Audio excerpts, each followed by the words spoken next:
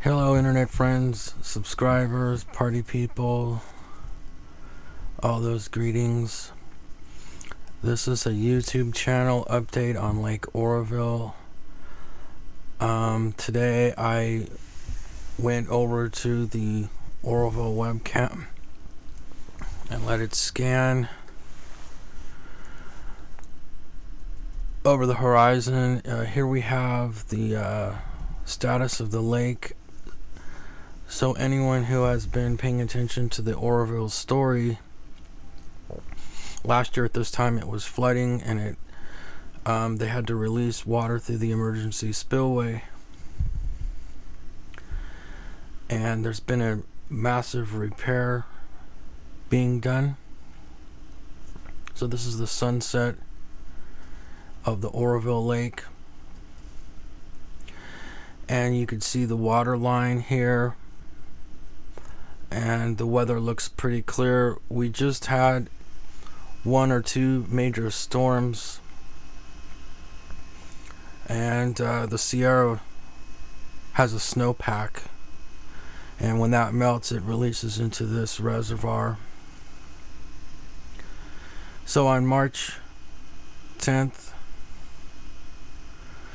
we have a reservoir that is well below the maximum flood line. So this weather is nationwide, this unusual weather system.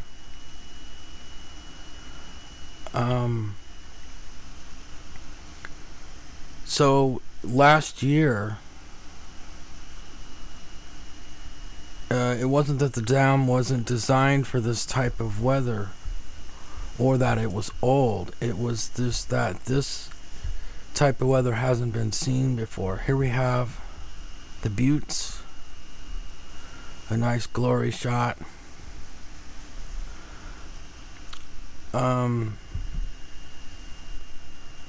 So if you go on Google Earth, you could look at those buttes.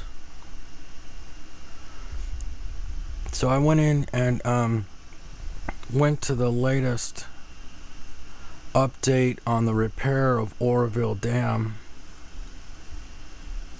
Located those files, got the most recent one, and I'll be panning through those construction spillway movies here. So here we have the construction site of the Oroville Dam Spillway. So our governor, Jerry Brown, has been a captain of industry and has repaired this. We have lots of modern technology that has went into this spillway.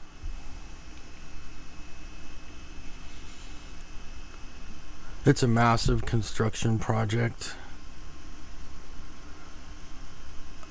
So Oroville Dam is a large earth-filled dam, and the spillway is this cement runway-looking device where when the water gets up to a certain level, water is released through the spillway, and off to the side is the emergency spillway.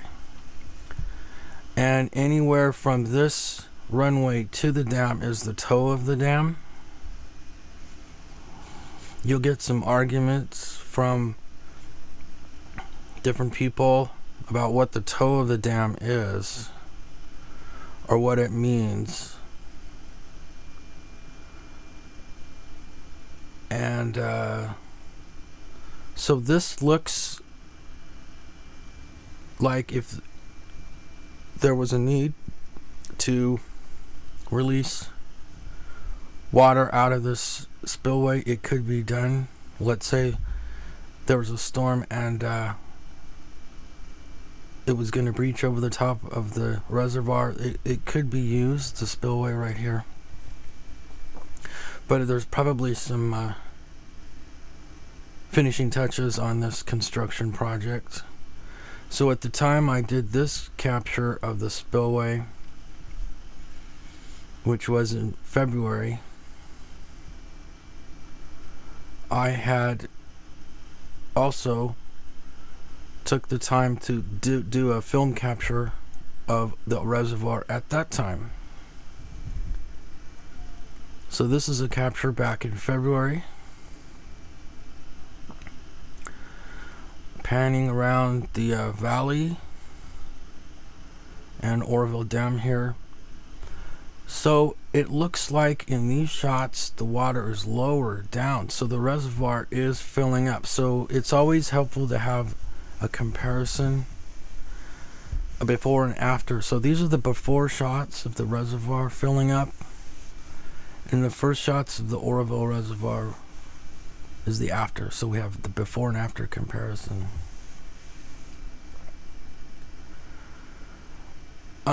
So we have, just panning around, we have lots of trees. Oh, the earth is so healthy. We have all these trees growing, lots of carbon dioxide that's available for us, right? And look how nice the sky looks. It's just moderately overcast. It's not doom and gloom. But if you notice that on both Oroville capture shots, there are dark clouds blowing over, probably getting releasing moisture into the Sierra Nevada, because the storms go from west to east, and east of this location is the Sierra Nevada, the snowpack. So to most people, these look like healthy trees. Look at how they are, how wonderful the earth is. Love the trees and everything. But I'm going to show you some disturbing pictures of trees that will immediately inform you that maybe these trees aren't as healthy as we think they are. And I'll show you what I mean about the trees not being as healthy as we think they are. So there are trees that are massive. This is the redwood trees. You see that giant tree there? The sequoia. The giant tree it has a name. It's Hyperion. And it's one of the largest trees in the world. It towers above all the other trees. This tree only goes back to the 1400s. So what happened to all the other trees? There was a disaster that wiped out all the other trees. This is how big trees should be if they're ancient trees. So getting back to the amount of precipitation, these are the flooding stages along the Mississippi River. You could see that we're getting into some major flooding along the Mississippi, whereas it was worried that the Mississippi was going dry. So some were saying even the Mississippi was draining in some places. Well, this is presenting a different image of what the Mississippi is actually doing in this nationwide weather phenomena. This is the flooding map provided by Al Bielek for the year 2020 and 2025. It shows the Mississippi, the west coast and east coast. So the west coast flooding looks like the map where all the fires were raging, and now if we get rain, it's turning into mudslides. So here is the Los Angeles Daily News of the mudslide map. There were some fires in Los Angeles and Northern California, and what has happened is the rainy weather has turned those areas into mudslide disasters, closely matching the picture provided by Al Bielek of the water damage in 2020.